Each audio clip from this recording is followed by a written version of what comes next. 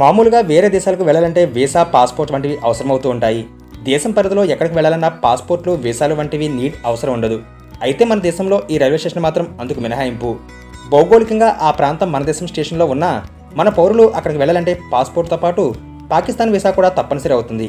ఆ ప్లేస్ ఏంటి అంటే అట్టారీ రైల్వే స్టేషన్. పంజాబ్ రాష్ట్రంలోని అమృత్సర్ జిల్లాలో ఈ అట్టారీ రైల్వే స్టేషన్ ఉంది. ఈ అట్టారీ రైల్వే స్టేషన్ భారత్, పాకిస్తాన్ దేశాల బోర్డర్లో ఉంది. ఈ railway station Attari Shyam Singh railway station అని కూడా సంబోధిస్తూ ఉంటారు. అయితే ఇది భారత్, పాక్ బోర్డర్లో ఉన్న అత్యంత సున్నితమైన ప్రదేశం. ఇరు దేశాల సరిహద్దులోని అట్టారీ, వాఘా బోర్డర్ ఏరియాలో ఈ రైల్వే స్టేషన్ ఉంది. అట్టారీ భారత్ భూభాగంలో ఉండగా వాఘా అనేది పాకిస్తాన్ల ప్రాంతం.